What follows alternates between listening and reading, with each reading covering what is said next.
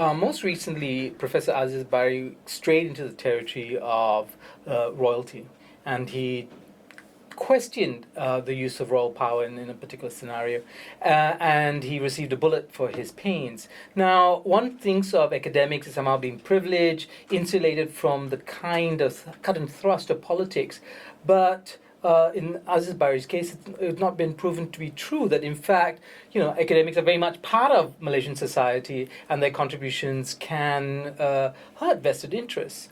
Do you think, as an academic, you've been able to produce work that is critical, that is going into territories that maybe the media or ordinary Malaysians wouldn't stray in, just because it's kind of taboo territory? Do you think that's possible for an academic? Yeah, I mean, I think that is definitely possible, and maybe in some ways it could be seen as, properly kind of a responsibility.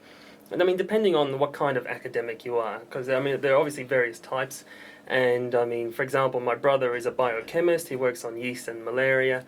And so therefore, I mean, this kind of thing maybe doesn't sort of affect him in the same way. But if you're a social scientist or maybe a legal scholar, then there is definitely, I guess, questions relating to society and in particular, I guess, often vulnerable people within society it is definitely the case that academics, depending on what you're working on, have a responsibility to talk about because academics, in a number of ways, do have a degree of privilege in that, I guess, socio-culturally, teachers and therefore by extension academics, they are given a sense of a degree of cultural capital, I guess. But the question is really, in Malaysia, have social scientists in particular used that privilege to create a mirror for society that's adequate, that's critical, that's in fact empowered people? I think of controversy many decades ago where some academics in the social sciences characterized Malaysian social sciences as a pile of sawdust. And, that perhaps was a rare moment of self-criticism. Yeah. Do you think academics engage in sufficient self-criticism? Do they see themselves as somehow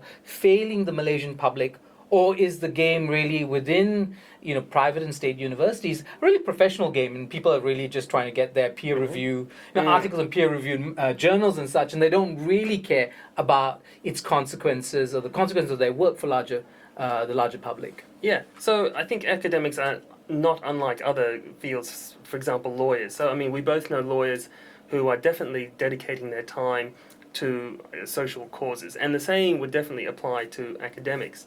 And there are those academics who are, sort of not straying into territory which is in any way, I guess, controversial or whatever. Then there are those who are, as you say, trying to sort of hit their KPIs by producing, at sometimes, what some people might consider to be sort of fluffy stuff of not great significance. Then there are those who are cognizant of their position and are trying to use it in a way that, as they see it, sort of tries to advance various social causes in a positive way. And I guess, I mean, in Malaysia, more so than some places, you do have a small breed of activist academics who are trying to sort of use their position and be able to inform debates in a way which maybe is sort of missing it had they not been contributing in the ways that they are.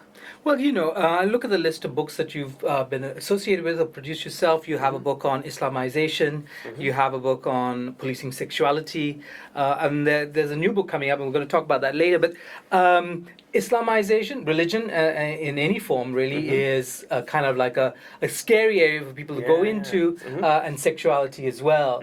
But it seems that in both situations, we're looking at the question of social control. Yeah. So correct me if I'm wrong. I mean, in you as an expert, do you see religion and the control of sexuality as part of the state's project to control citizens? Yeah, so, I mean, like anything, I mean, we have often a tendency to reify the state or to make it into something much bigger than it maybe is. And so there is a tendency to sort of see things that transpire as somehow being part of a plan by someone from the beginning. So therefore, when we see, for example, Anwar Ibrahim, for example, being found not guilty, then there's an automatic assumption that this was maybe the plan from the beginning, and that there was something behind it, which may or may not be the case, but it is a human tendency to see these things as somehow being sort of intended. And so therefore, in response to your question about, is this in some ways a deliberate attempt to control society through the deployment of religion and other things, well, I think the state is fragmented in a number of different ways, and you have different people doing different things, and certainly there are elements of, I guess, religion and also state power that give people a sense of entitlement to undertake certain things and to maybe make certain laws and to behave in particular ways against certain populations. Well, okay, I love the word you reify there, by the way, because in some ways, you're right, we do sort of make something out of things that don't necessarily cohere as a single entity, right? And, but is there, in fact, when you look at the Malaysian scenario, the use of religion and, say, compulsory piety, compulsory sexual morality, and institutions dedicated to the policing of those practices, that, in fact, in some ways, you can say is a systematic attempt to control citizens who are not, in many ways, fully empowered. They don't see themselves as individuals, they don't defend their fundamental liberties. Okay, perhaps we look too much at the state. Do you see Malaysians able to resist and negotiate and renegotiate the kinds of controls being imposed upon them through religion and the policing of sexuality? Yeah, so, the question of religion, I think, is not an easy one. And then I often have a debate with myself as regarding to what extent does religion as an entity have an impact on people's lives. And I can make, to my mind, compelling arguments on both sides. But with respect to your question, there are some people who would say that there is a danger of religions engaging in what could be called over-sanctification. And so over-sanctification occurs, and this is an idea by the anthropologist Roy Rappaport, occurs when things of relative unimportance are given a degree of sanctity and sacredness which are sort of undue. And what an example in Malaysia would be of?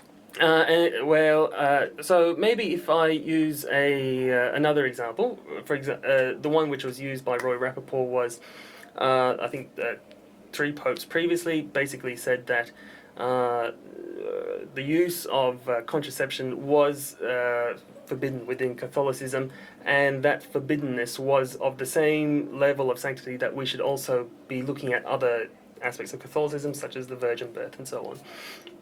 And so by raising that, I guess, relatively mundane issue to such a high level of sanctity, what that then imperils is the general sanctity of the whole religion. So if this is going to be so serious as that I have to increase the sort of level of, piety to that as I would something like the virgin birth, then over-sanctification occurs and you sort of undermine the whole system of authority.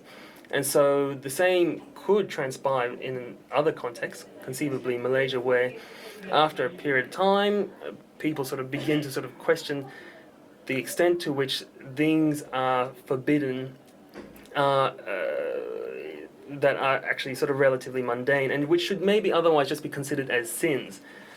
Sins which take place and then you sort of you get forgiven and then maybe you move on, as opposed to sort of then becoming excommunicated. Okay. Lastly, this is an interesting read. I read one chapter in it, and I flipped through the Malaysian section in it. I understand this is not strictly an academic book. It was an attempt to intervene in terms of activist politics. You are coming up with another book very soon. Could you tell briefly what that book is about? So the next book is called Through Malaysia, and it'll be available in, I guess, bookstores throughout Malaysia. And it basically contains research done by young scholars, younger researchers, on various aspects of Malaysian life. And they are such a broad array and also written in a relatively accessible manner. So they include issues also relating to sexuality, inter-ethnic identity, the identity of mixed-race Malaysians, what are sometimes called third-culture kids, which are basically the children of expatriates living in Malaysia, and they have to deal with the culture of Malaysia and their home family. And so there's a broad array including literature fields, and explored in a way that helps to reflect on aspects of Malaysia that we might not otherwise think of. Thank you very much. Thank you.